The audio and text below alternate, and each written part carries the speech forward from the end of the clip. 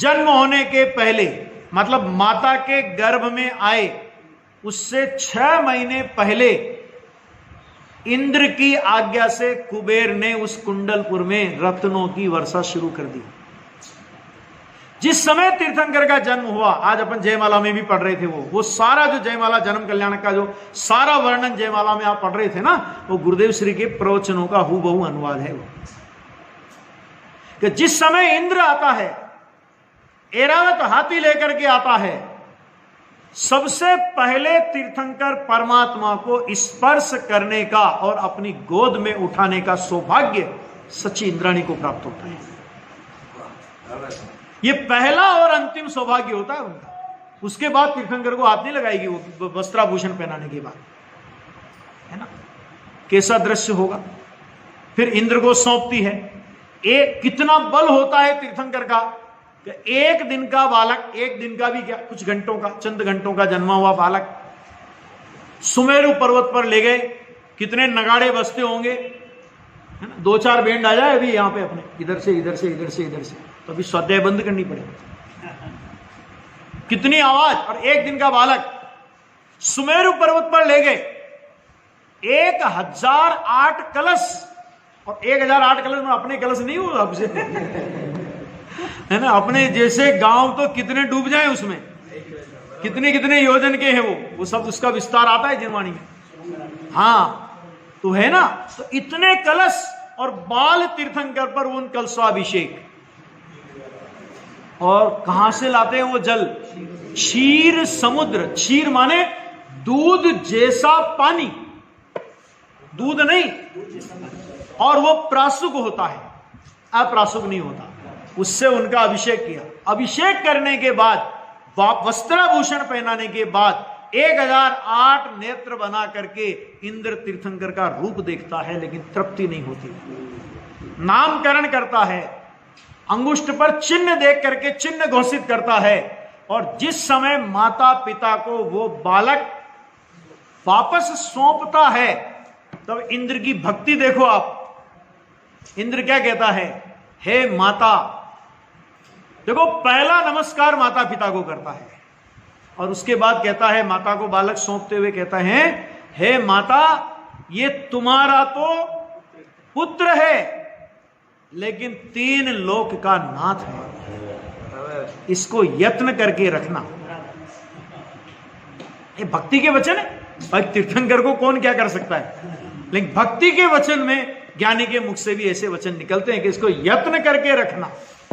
और आपको यह भी पता होगा, आज आपने जयमाला में पढ़ा भी है कि माता का दूध कभी भी तीर्थंकर नहीं पीते। उनके अंगुष्ठ में इंद्र अमृत का सिंचन करता है और वो अमृत पीते हैं।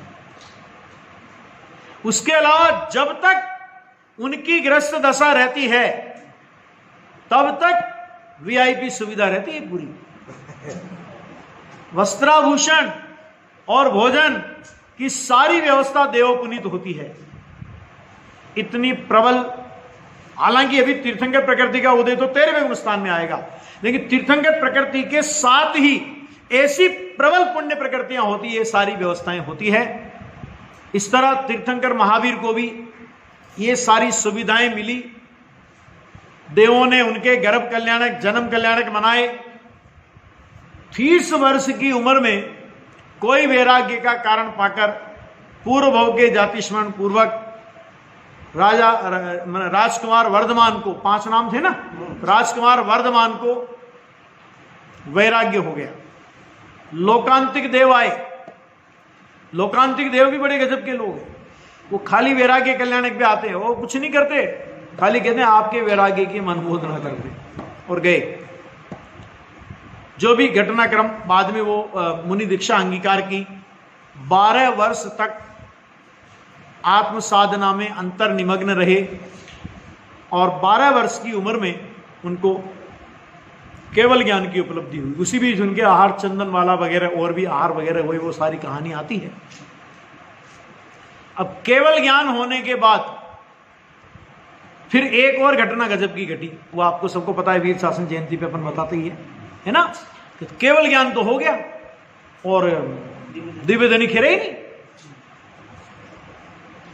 इंद्र भी हैरान, परेशान कि मैं इतने असंख्यात, एक इंद्र अपने जीवन में असंख्यात तीर्थंकरों का कल्याणक माना था। तो इंद्र की आयु बड़ी होती है, इंद्र की आयु सागरों में होती है और सची की आयु पल्लियों में होती है। एक इंद्र के काल में 40 नील सचियां हो जाती है इंद्राणी। ठीक है, अब इंद्र परेशान, लेकिन करे क्या? नहीं खिरी, नहीं खिरी, नहीं खिरी, नहीं खिरी। 1 दिन, 2 दिन, 3 दिन, 4 दिन, 5 दिन, ऐसे करते करते 66 दिन हो गए, प्रभु की दिव्य ध्वनि नहीं खिरी। इंद्र भी परेशान हो गया कि हुआ क्या। आज उसको अपना अवधि ज्ञान लगाने का विकल्प आया कि क्या चक्कर क्या है। आज तक किसी तीर्थंकर के काल में ऐसी घटना नहीं घटी, यही घटना क्यों घटी है। तब उसे पता लगा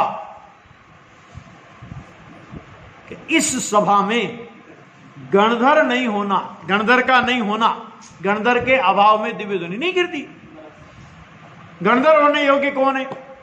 तो गौतम गणधर को लेकर के आए, गौतम ब्राह्मण को लेकर के आए, और वो किस तरह गणधर बने, ये सारी कहानी आपको वो वीर शासन जयंती पे बताते ही हैं। इसमें भी स्वतंत्रता कितनी कि दिव्य ध्वनि खिरने की योग्यता 66 दिन। अपने सतखंडागम में प्रश्न किया तो साहब ये तो इंद्र ने गजब कर दिया, जब 66 दिन बाद भी उनको गौतम को भाई नया गणधर तो बनाया नहीं।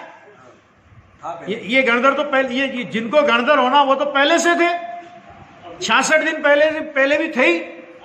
तो फिर अवधि ज्ञान पहले लगा लेता, तो अपन लोग तो अधीर लोग हैं ना, ये काम अगर ऐसा कर लेता तो ऐसा हो जाता, लेकिन ऐसा नहीं किया और नहीं हुआ ना।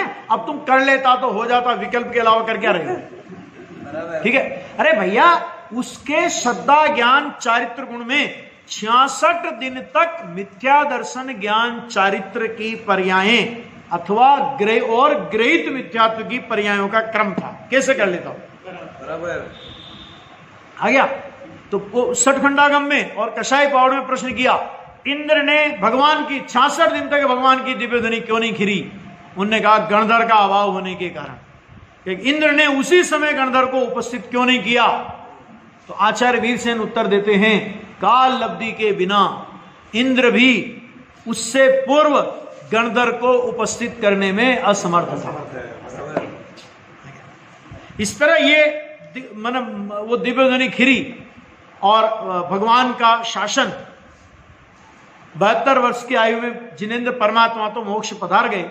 उसके बाद गौतम गणधर, सुधर्माचार्य और जम्बू स्वामी अनुबद्ध केवली हुए। श्रुत के अब उसके बाद और भी माने द्वादशांग के पाठी, ऐसे होते होते होते होते ये शासन जो भगवान महावीर का शासन, क्योंकि अंतिम तीर्थंकर है, तो जब तक अगली 24 के पहले तीर्थंकर नहीं होंगे तब तक भगवान महावीर स्वामी का शासन कहलाएगा। प्रणमामि वड्डमानम तिथम धम्मस्य कत्तारम, धर्म तीर्थ के कर्ता ऐसे तीर्थंकर वर्धमान को मैं नमस्कार करता हूं। तो वो भगवान महावीर का शासन हमारे वीतरागी संतों की परंपरा से, वो द्वादशांग के पाठी से लेकर के ठेठ धरसेन आचार्य और वहां से कुंद आदि वीतरागी संतों के प्रताप से आज अपने को वीतरागी महावीर भगवान का ये शासन प्राप्त है।